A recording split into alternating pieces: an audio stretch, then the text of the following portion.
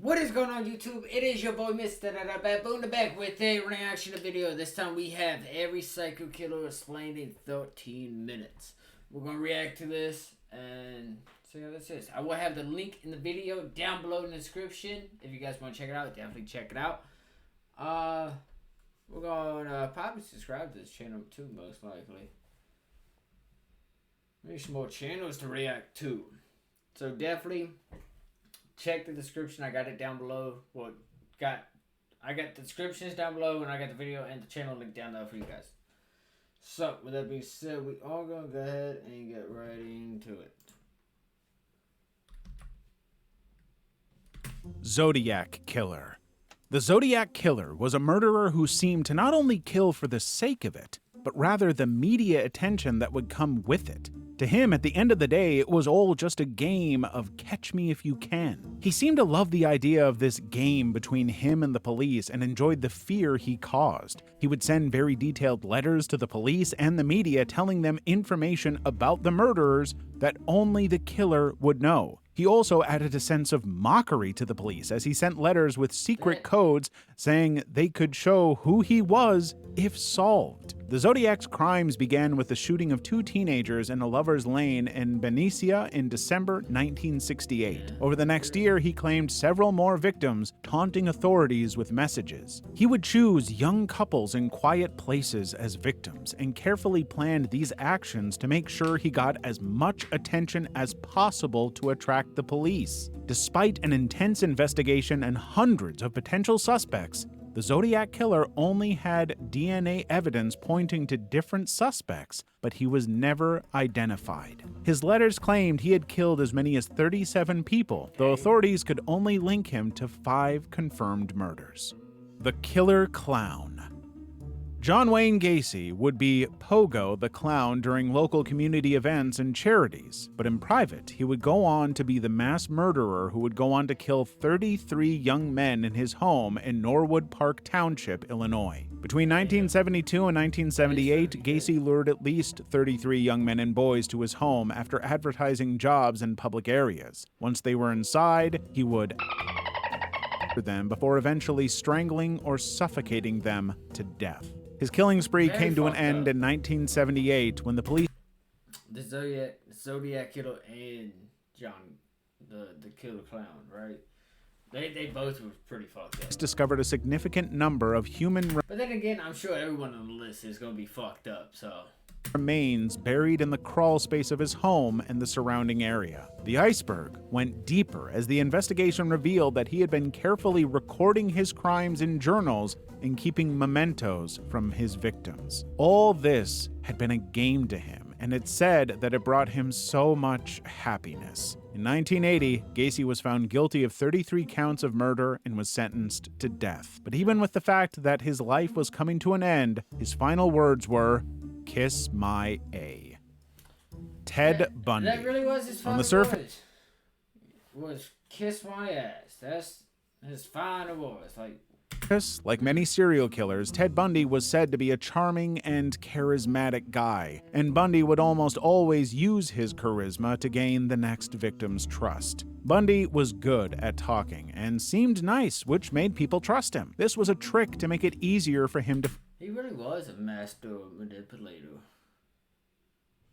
It's just crazy. Find a victim. For almost 4 years, he would go on to commit over 30 murders, with no one suspecting anything because of how nice he was. And with this, between 1974 and 1978, Bundy went on a multi-state killing spree, primarily targeting young women and girls. He would lure his victims by posing as an authority figure or pretending to need help, using things like pretending to be hurt and using crutches or a sling to manipulate victims into helping him. This not only made him seem less threatening, but also provided an opportunity to get them close to his vehicle, only to brutally and murder them. Bundy's killing methods were particularly gruesome, as he often revisited the crime scenes to engage in acts of necrophilia. What's worse is that he would decapitate at least 12 of his victims and keep their severed heads to remember them. Even though he would do these murders almost regularly, Bundy was able to evade capture for years due to his ability to blend in with society. When he was a mass murderer, he outwardly seemed like a regular guy. He dated women, had a job, and wasn't socially awkward. During his eventual trial in Florida, Bundy became his own lawyer and attempted to portray himself as a victim of pornography and dysfunctional family life. However, the evidence against him was overwhelming, and he was eventually convicted and sentenced to death. Milwaukee Cannibal. From necrophilia, cannibalism, and permanent preservation of body parts from his victims, Jeffrey Dahmer nearly got away with it all had it not been for one victim who managed to get away. Yeah. Jeffrey Dahmer would usually lure men, primarily young African-American men and boys, back to his apartment, where he would put drugs in their drinks, and afterward, he would do what he pleased with them. After killing his victims, he would dismember their bodies and keep various body parts, such as skulls, hands, and genitalia, with him, even eating some of the body parts. He tried different experiments on some victims, hoping it would put them in a sort of zombie-like state by using a drill and harmful chemicals, thinking this would make them stay forever. In total, Dahmer was convicted of killing 15 men and boys, although he confessed to additional murders. Perhaps the worst part is that the number might have been lower, as one of his victims, who was an underage boy from Laos, managed to escape his house even though Dahmer had drilled a hole in his head. Still, the police returned to Dahmer's house as Jeffrey would lie that he was his drunk boyfriend. Yeah. Dahmer was eventually caught in 1991 and sentenced to life in prison, but would later die after an inmate beat him to death. Jack the Ripper.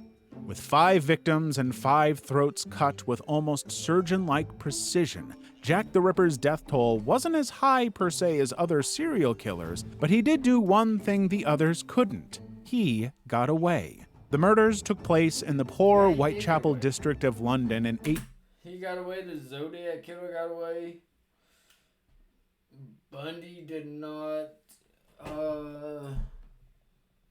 Ted Bundy did not. Jeffrey Dahmer did it.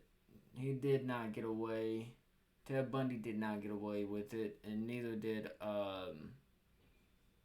the Killer Clown.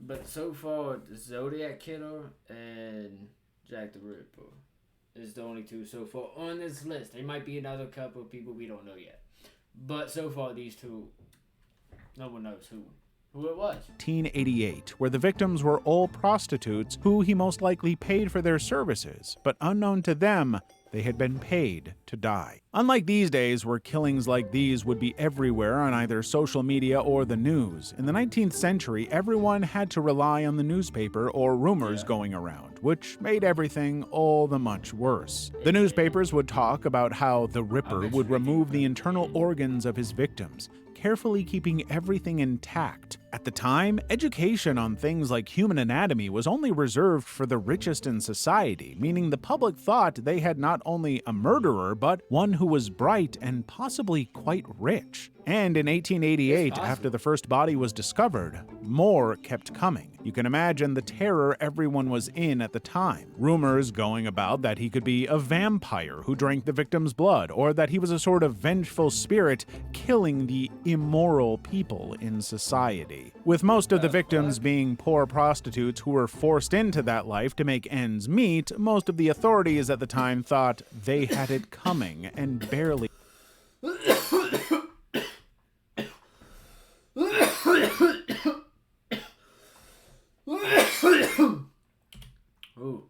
ends meet, most of the authorities at the time thought they had it coming and barely protected them. But even despite which is very fucked up. The intensive investigation at the time and the numerous suspects proposed throughout the years, Jack the Ripper's identity remains one of the biggest mysteries to this day. No one knows who Charles Manson. Manson was essentially a cult leader who... Charles Manson did not get away with it either.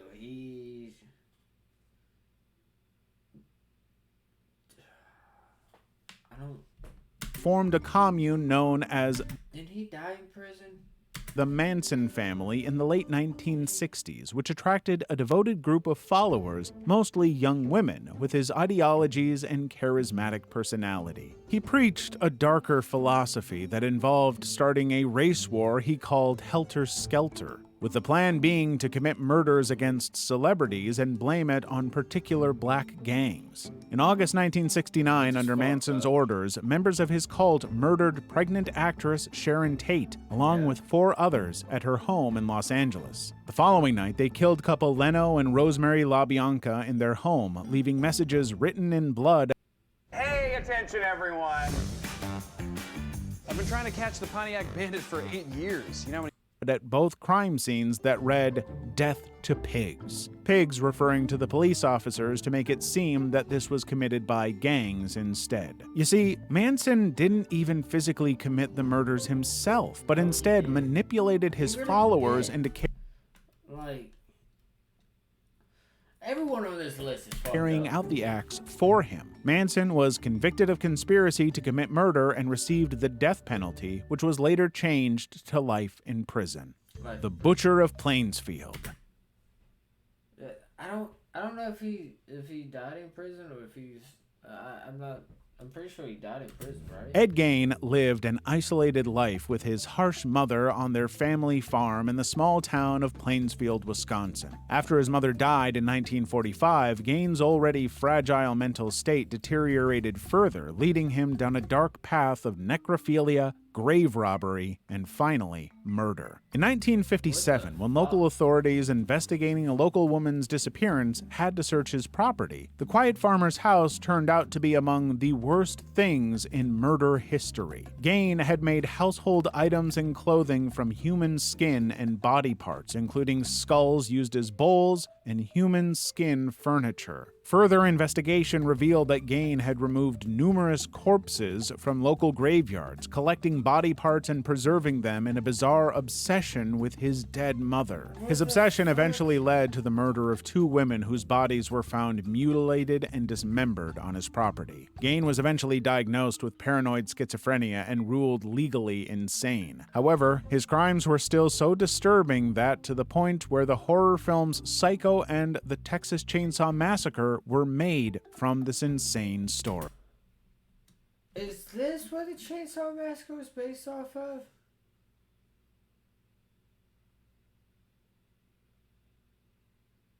I don't remember. Who did he say? Psycho and the Texas Chainsaw Massacre were made from this insane story. The Night Stalker. Through June 1984, I know the Chainsaw Massacre was made off of a real story. I didn't know it was this, and I didn't know Psycho was also made off, like, you know what I mean?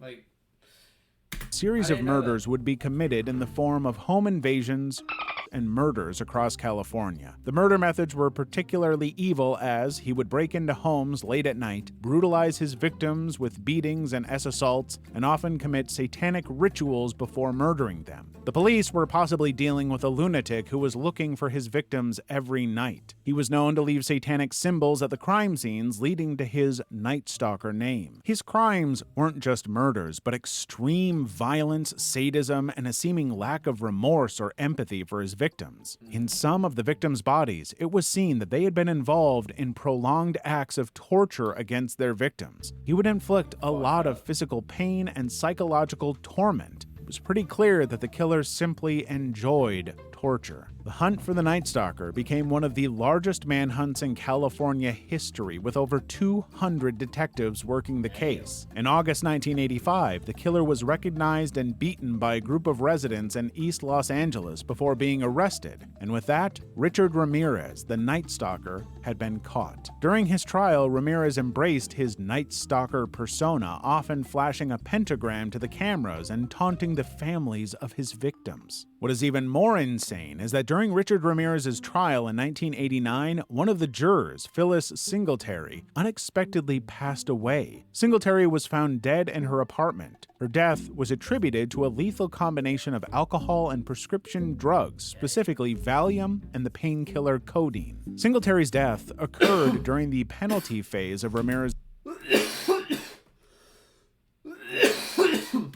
trial, and because of this, a lot of the people at the time thought Ramirez had caused the death. He was eventually convicted of 13 counts of murder, 5 attempted murders, 11 and 14 burglaries. The Rostov Ripper. Partially due to the incompetence of the investigators and the lack of modern forensic techniques at the time, the Rostov Ripper would go on to murder and at least 53 women and children in the Russian towns of Rostov, Shakhty, and Novocherkassk between 1973 and 1990. His victims ranged from 7 to 36, and he would often engage in acts of necrophilia and cannibalism after the killings. Andrei Chikatilo preyed upon vulnerable individuals by exploiting their trust or desperation. He would often approach his victims in public places such as bus or train stations, markets, or parks, offering them money, food, or assistance. He presented himself as a friendly and helpful figure, gaining the confidence of his victims before leading them to isolated locations where he could carry out his heinous acts without interruption. Chikatilo would also promise financial assistance or aid to women who were struggling financially or in need of assistance. In fact, the Soviet Union during the 1980s was bad to live. The victims were desperate. He would do this before subjecting them to acts of violence, including and even biting off their tongues and other body parts. Despite an investigation by Soviet authorities, Chikatilo remained at large for over a decade. His killing spree finally came to an end in 1990 when he was arrested after a routine document check revealed his connection to the murders. During his trial, Chikatilo confessed to the murders and described in chilling detail the pleasure he derived from the acts of violence and mutilation. He was eventually found guilty of 52 murders and sentenced to death by firing squad in 1994. Damn. I mean, like, what the fuck, man? Like, everyone on this list is fucked up. You know what I mean?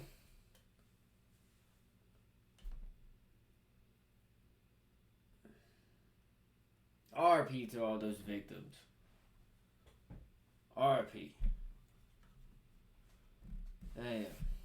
Let me know what you guys' thoughts are down below in the comments. That's going to be it for this video. I'll see you guys in the next one. Positivity is key. Motivation is key. Happiness is key. I'll see you guys in the next video. You guys watch out for each other. Stay safe out there. I'll see you guys in the next video.